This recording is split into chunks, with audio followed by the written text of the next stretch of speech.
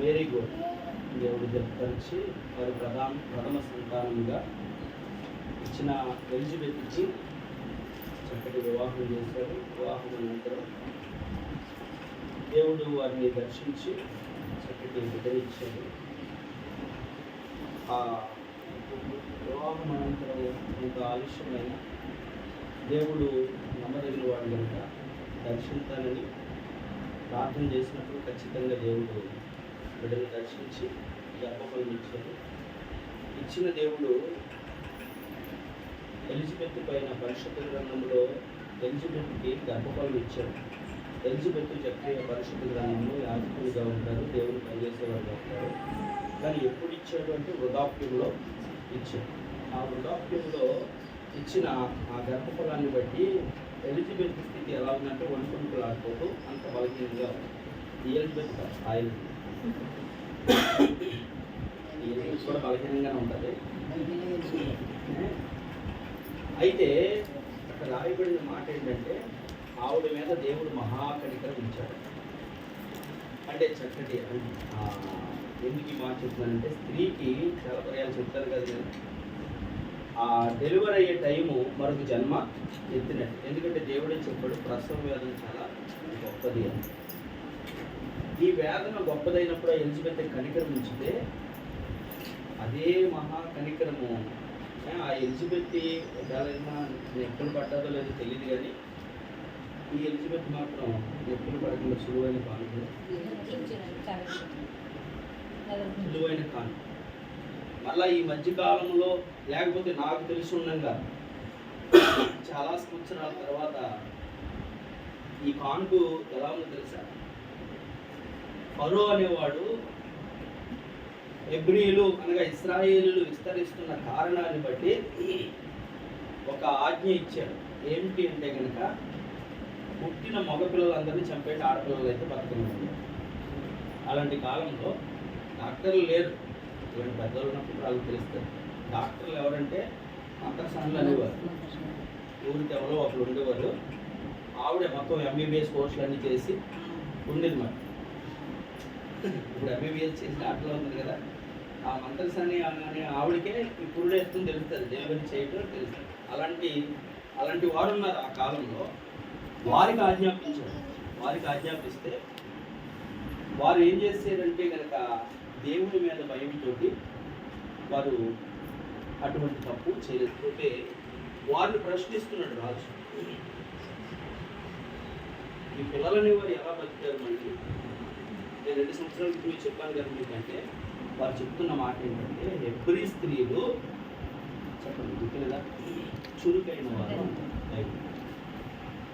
ఈ మాట ఎందుకు చెప్పానంటే డాక్టర్లతో సంబంధం లేకుండానే, అటువంటి మంత్రసానే లేకుండానే ఈ బలహీనమైన పక్క పిల్ల ఎలిజబెత్ అంత ఫ్రీ డెలివరీగా ఈ అవిలాన్ని కనేసింది. అందుకు చెప్తున్నాను ఈ మాట. ఇప్పటి కాలంలోనే మనం వినలేదు. పరిశుద్ధ గ్రంథం పరిశీలన చేస్తే హెబ్రీ స్త్రీలు చురుకైన వారు మంత్రసారులుగా మేము ఉన్నా కానీ మేము వెళ్ళటం ఏ ప్రయోజనం లేదు, కాన్పుల పీట మీదే వారు కనీసం ఉండేవారు మేము వెళ్ళేసరికి అని చెప్పారు. అలాగే కనీసం తర్వాత పిల్లల్ని తల్లి తీసుకుని డాక్టర్ అంత దేవుడు కృపనిచ్చాడు. ఈ మధ్యకాలం ఎక్కడైనా ఉన్నారా? వీడియో ఒక 20 రోజులు అవుతుంది, 20 రోజులు ఈ రోజుకి తమ్ముడు భార్యకి డెలివరీకి తీసుకెళ్తే ఆ వర్మ హాస్పిటల్లో డాక్టర్ గారు చెప్పినారు మా తమ్ముడు వాళ్ళు కూడా ఆ మెడికల్ ఫీల్డ్లో డీటెయిల్స్ అవుతుంది, కొంచెం ఆగున్నా అంటే అదే డాక్టర్ ఫోన్ తీసేది అర్జెంట్గా నేను తట్టుకోలేను ఎట్లా అంటే డాక్టర్లు చెప్పినా కానీ ఏం లేదు ఉండలేదు. అంటే ఆ వేదన అలాగా నొప్పులు అలాగా ఉంటాయి, చచ్చిపోతులని చెప్పి రెప్కా కూడా ఇసాక్ దగ్గరికి వెళ్ళి రెప్కాకి 20 సంవత్సరాల తర్వాత వచ్చింది గర్భఫలం. పెళ్ళైన తర్వాత రాలేదని అంటుంది. 20 సంవత్సరాల తర్వాత వస్తే ఇప్పుడు మనం చదువుకున్న వాక్యంలో అబ్రహాముకి షారాకి 10 సంవత్సరాల వ్యత్యాసం ఉంది. 90వ సంవత్సరంలో షారా ఇదిగో మనం చదువుకున్న ఇస్సాకుని కంటే అప్పటికి అబ్రహాముకి 100వ సంవత్సరం. వాళ్ళకు పుట్టిన ఇస్సాకు గురించి మాట్లాడుకుంటే ఇస్సాక్కి యవన కాలంలో వివాహం చేస్తే పెళ్ళైన 20 సంవత్సరాలకే యాకోబు అని, లేకపోతే 2 జనపదాలు యాకోబు యాషావు. ఆ రెప్కా కూడా ఏమంటుంది సార్, ఈ డెలివరీ చేయడం కంటే కంఠం గట్ట నేను చచ్చిపోవటం, ఎందుకంటే అంత వేదన, ఆ బాధ. ఈ మాటలు ఎందుకు గుర్తు చేసుకుంటామంటే ఆ ఎలిజబెత్ పైనే కాదు, ఈ ఎలిజబెత్ పైన కూడా దేవుడు మహాకృపను మంచి చక్కటి బిడ్డ. ఇంకా చెప్పాలంటే ఆడపిల్లల గురించి మొదటిసారి ఆడపిల్ల పుట్టిందని, లేదా ఆడపిల్ల పుట్టిందని ఏదో చిన్న చిన్నగా అనాలోచితంగా ఆలోచించే రోజుల్లో జరుగుతుంది. ఇప్పుడున్న పరిస్థితి ఏంటి తెలుసా? ఇదివరకైతే తల్లిదండ్రులకి భారం అనుకుని ఇబ్బంది పడేవారు, కానీ ఇప్పుడు అదృష్టం పోతే ఆడపిల్ల. తెలుసా? నిజమైంది. మీరు ఏమనుకుంటారు? ఇప్పటికే రాజుల్లోని కౌంట్లోని ఆడపిల్లలు లేక చాలా ఇబ్బంది పడి ఎదిరించి ఎక్కడికో తల్లి చేసుకుంటున్నారు. మామూలుగా జనాభా లెక్కల ప్రకారంగా చూసిన 1000 మంది ఆడవాళ్ళు ఉంటే 600 మంది, 1000 మంది మగవాళ్ళు ఉంటే 600 మంది ఆడవాళ్ళు, 400 మంది వ్యత్యాసం. అందుకే చెప్తున్నాను, అదృష్టం కొద్ది ఆడపిల్లలు. ఈ పిల్లలు ఎదిగేసరికి వాళ్ళకి కట్నం వస్తుంది. దేవునికి స్తోత్రం. పరిశుద్ధ గ్రంథంలో చదివిన మాటలో అబ్రహాము అయినా ఇస్సాకు పాలు విడిచినప్పుడు ఏం చేశాడు అంటే కనుక గొప్ప విందు చేసి దేవుని కనపరిచాడు. ఎందుకు ఆ కార్యక్రమం చేశాడంటే అబ్రహాము గారికి 100వ సంవత్సరంలో కలిగిన కుమారుని బట్టి 75వ సంవత్సరంలో దేవుడు ఏం చేశాడంటే అబ్రహామును పిలిచాడు. అబ్రహాము నేను ఆశీర్వదిస్తానంటే మాట్లాడి దేవుడే దేవుడు, నిజమైన దేవుడు. ఎంతకాలం నేను కలిగి అమ్ముతున్నా లేకపోతే ఆరాధిస్తున్న విగ్రహాల్లో ఏమాత్రము లేసుంత ఊపిరి కూడా లేదు కనుక అవి ఏది కూడా నన్ను బాగు చేయలేవు, నాకున్న నా భార్య నాకున్న లోటును తీర్చలేవు. ఆశీర్వదిస్తానన్న దేవుడే దేవుడు కనుక ఆ మాట నమ్మేసి సహోదరుడు ఆపినా తండ్రి ఆపినా వారి మాట లెక్క చేయకుండా దేవుడి మాటను విని ఎక్కడికి వెళ్ళాలో తెలియదు, ఏం చేయాలో తెలియదు. అయినా కానీ దేవుడు రమ్మంటే ఊరిలోంచి తెరహు కుమారుడిగా ఉన్న అబ్రహాము సహోదరుని విడిచిపెట్టేసి వచ్చేసిన తర్వాత ఇంకొక మనం చదువుకున్న వాక్యంలో అప్పుడు 100వ సంవత్సరం వచ్చేసింది. అంటే 25 సంవత్సరాల్లో దేవుడు అలాగే వచ్చేసింది. ఈ 25 సంవత్సరాల గ్యాప్లో జరిగింది ఏమిటి అంటే కనుక తండ్రి ఇంటి వారు కానీ సహోదరుల ఇంటి వారు కానీ బంధువులు కానీ దేవుడు మాట్లాడాడు అన్నావు కదా, ఇంకా దేవుడు వచ్చేయమన్నాడు అన్నావు కదా, ఇంకా మరి ఏది దేవుడు నిన్ను ఆశీర్వాదిస్తానన్న పిల్లలని హేళన చేశారు. హేళన చేస్తూ అవమానిస్తూ నిందిస్తూ వస్తే పుట్టిన పిల్లలోడిని దేవుడిని మహిమపరచడానికి ఎవరైతే ఏ బంధువుల్లోంచి అయితే నిందలు వచ్చినాయో, ఏ స్నేహితుల దగ్గర నుంచి అవమానాలు వచ్చినాయో, ఏ సొంతం అనుకున్న వారు హేళన చేశారో వారందరి కన్నులు తెరవబడాలి. వారందరి ఎదుట ఏ దేవుడిని అయితే అబ్రహాము నమ్మి వచ్చేసాడో ఆ దేవుడిని గణపరచాలని అందరికీ ఆహ్వాన పత్రికలు ఇచ్చి ఘనమైన విందులు చేసి అప్పుడు అన్నప్రసన్న కార్యక్రమం చేసేటట్టు సార్. పాలు విడిచేస్తాడు. పాలు విడిచిన తర్వాత ఏంటి? పాలు తాగుతున్నాయి కానీ పాలు సరిపోవు. బలమైన ఆహారం కనుక ఆ వాక్యాలు కూడా మనం చదువుకోవచ్చు. అందుకనే ఇప్పుడు వాళ్ళు పెట్టేయచ్చు, రోజు అనుకుంటుంది కదా, పాలు ఇచ్చి కొద్దిగా ఉండేసి పెట్టేయకూడదా, కలిసి పెట్టేయకూడదా? మరి ఎందుకు మనం అందరికీ పెట్టారు? ఇది క్రమం. మొదటిసారిగా పెట్టినప్పుడు అబ్రహాము ఎలాగైతే ఆహ్వానించాడో ఏది చేసినా వాక్యం ఏంటంటే ప్రార్థనాపూర్వకంగా చేయండి, ప్రార్థనాపూర్వకంగా కృతజ్ఞతాపూర్వకంగా చేయండి అని ఆ వాక్యం ఎరిగి కలిగి ఉన్నారు కనుక ప్రతి ఒక్కరూ కూడా క్రైస్తవ్యంలో లేకపోతే క్రీస్తు ఎరిగిన వారి కుటుంబాల్లో ఈ కార్యక్రమాలు చేయాలంటే వాక్యం అనేది, ప్రార్థన అనేది మన కుటుంబాల్లో ఉండాలి కనుక ఆ క్రమంగా ఆ ప్రకారంగా చేయటము మంచిది, దేవుడు హర్షించేది, దేవుడు మెచ్చుకుని ఇష్టపడేది. అలా కాకుండా నీ స్వనీతిని ఆధారము చేసుకోవద్దు, నీ స్వబుద్ధిని నమ్ముకోవద్దు అంటుంది వాక్యం. అంటే ఇందాక చెప్పుకుంటే వారు చేయలేరంటే చేసుకోగలరు, కానీ అది క్రమము కాదు. మనం ఆలోచన చేసుకుని అది క్రమము కాదు. ఎలా చేయాలో బైబిల్ ఎలా చెప్తుందో ఆ క్రమ ప్రకారంగానే మనము చేయాలి. అప్పుడే దేవుడు హర్షిస్తాడు. అప్పుడు దేవుడు వాళ్ళందరిని ఆహ్వానించి విందు చేసేదిగో నా అవమానాలకు దేవుడు ఇస్తానన్న గర్భఫలం. మీరందరూ నమ్మలేదు కదా దేవుడు నాకు ఇస్తాడంటే. ఇప్పటికే ఎన్నో వయసులు అబ్రహాము లేనివాడు కాదు, శ్రీమంతుడు స్థితిమంతుడు స్థితిగతులు కలిగిన వాడు. అలాంటి వాడు నిజంగా ఎన్నో మందులు మాకులు వాడుంటాడు గర్భఫలం కోసం, ఎందరో సూచనలు సలహాలు పాటించుంటాడు, కానీ ఏదీ జరగలేదు. దేవుని మాట నమ్మడు. దాన్ని బట్టి దేవుడు ఆశ్రయించి ఇచ్చిన గర్భఫలం కోసం అందరికీ తెలియడానికి అందరినీ ఆహ్వానించి కార్యక్రమాన్ని చేశారు. ఆ ప్రకారంగానే నేటి క్రైస్తవుల్లో కొనసాగుతుంది. దేవుడు చేసిన మేలును బట్టి కృతజ్ఞతాపూర్వకంగా మొదటిసారి అన్నప్రసన్నం చేసినప్పుడు ప్రార్థన విజ్ఞాపనలతోటి దేవుని మహిమార్థమే జరిగించాలని కార్యక్రమాన్ని మొదలుపెట్టారు. అయితే పరిశుద్ధంలో ఈ కార్యక్రమం మనం చేస్తున్నాం అని ఇచ్చిన పిల్లలను అలా పెంచుతున్నామా లేదా అని పరిశీలన చేసుకుంటాం. అన్నీ మనం ఆచరించి బాగానే చేస్తున్నాం, కానీ కొంతమంది తల్లిదండ్రులు ఎదిగిన పిల్లలను చూసినప్పుడు ఆ పిల్లలను చూసి వాళ్ళ ఎదుగుదలను చూసి సంతోషిస్తూ ఉన్న తల్లిదండ్రులు ఎదిగిన తర్వాత వారి చేష్టలు చూసి, వారి పనులు చూసి, వారి స్థితిగతులను చూసి డబ్బులు కొట్టుకుంటూ కన్నీళ్ళు పరిగెత్తు బాధపడిపోతుంది. ఇంట్లో పిల్లలు పాడైపోతూ ఉంటే బయటికి వెళ్ళిన పిల్లలు పాడైపోవాలని చెప్పుకోగలమా? చెప్పుకోగలమా?